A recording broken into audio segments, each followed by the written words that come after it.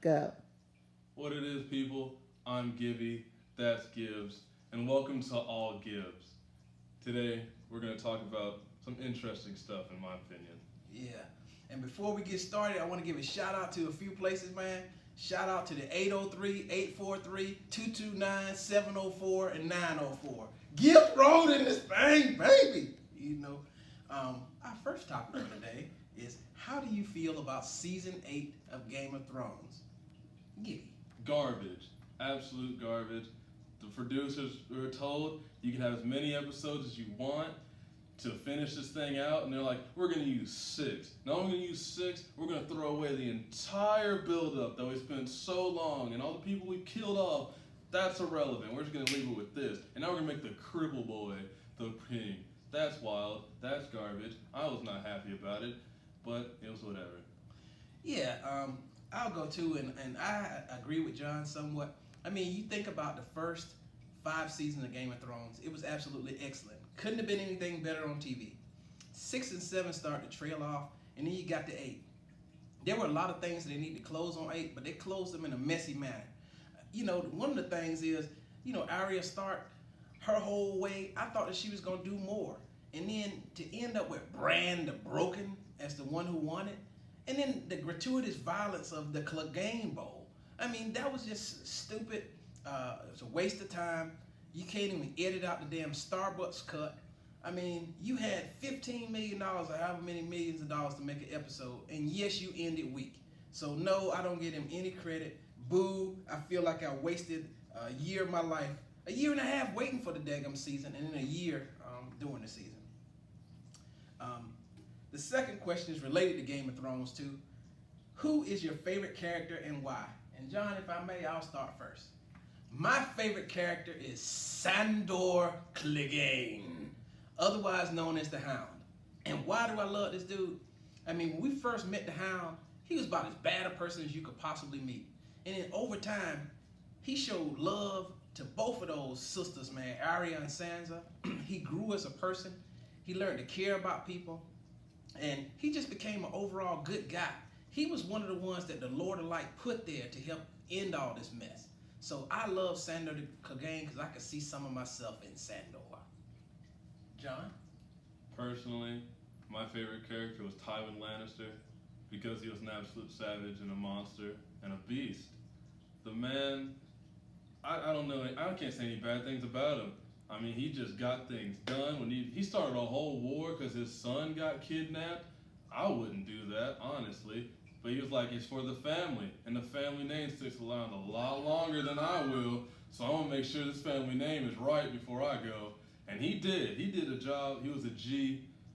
He was an absolute genius and a wizard with the monies. So I respect it so much. And the other thing I respect about him is he died on the toilet. Tywin Lannister. John. All right, our next question is Golden State better without KD? I'm going to take this one first. Yes. Here's why. And people in the comment section, calm down. I know you're up there twiddling your fingers right now. Stop. Don't send me a message on Snapchat either. I got this. KD makes Steph and Clay and Draymond hinder their power. He hinders their powers because he's like, I want to be the shining star of this organization. And Steph and Clay and them were like, go ahead, young man, do what you have to do. And they always give it to him in times when honestly they could eat. Like when they have a mismatch, they don't ever take care of that mismatch. Like, let KD get all the points, let him get all the recognition because he's the snake and he came here in the first place. So they're just like, we're going to give it to KD and we're going to let him eat. When really, Steph and Clay could go off for 40, like they're doing now, and beast everyone without him. KD leaves, their movement has increased by I'm going to say 10-fold. And they just got more dog in them.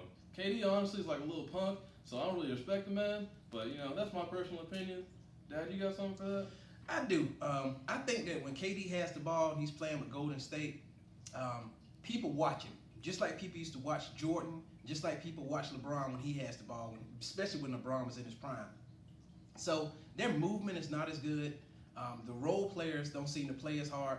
And when Steph is the out front as the leader, I think Golden State plays better. So yes, I agree with John. But one of the things I do think that KD does add to the team is if they need to close out a quarter or if they need a basket, KD is a guaranteed basket every time.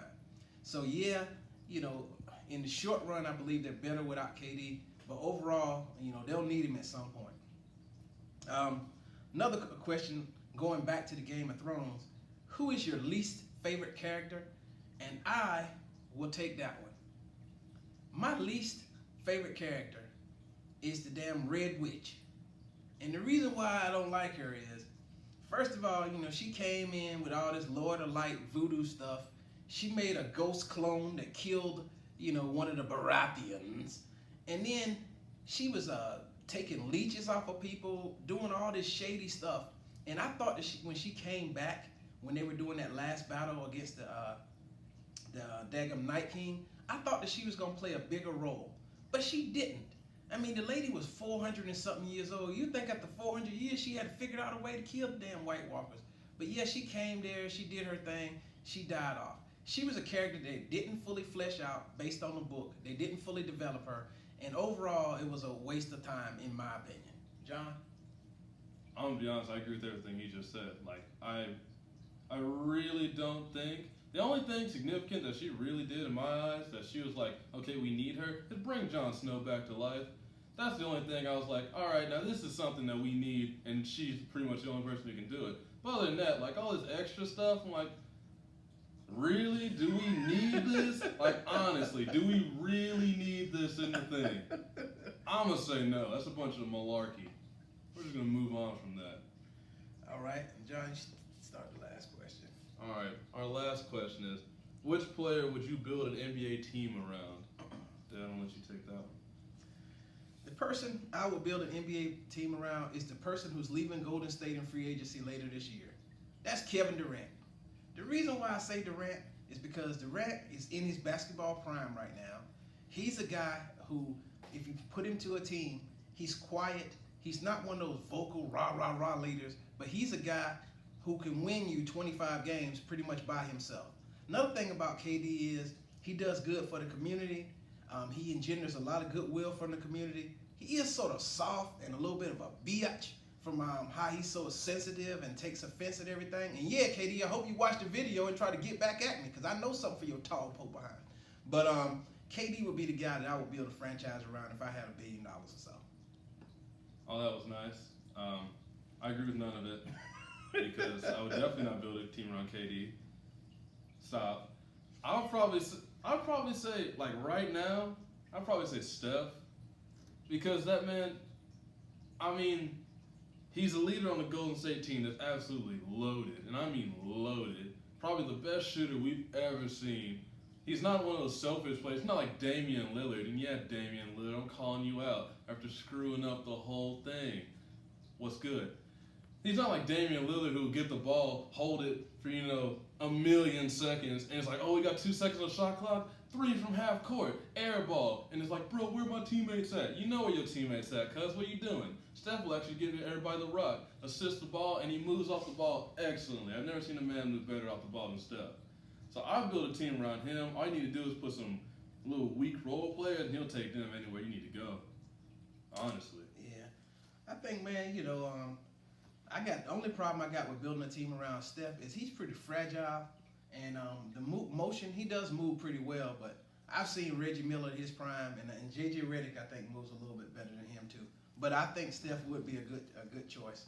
Now, in closing, one of the things we want to do is we want to thank you all first of all, for watching our videos and making us so popular, because first of all, you should look at us. We good looking, man. I mean, look at this guy, man. He's a freaking man dime, and we all know the silver fox rocks this planet, And secondly, I want to thank our photographer. I'm not going to call her names. I don't want to get any trouble.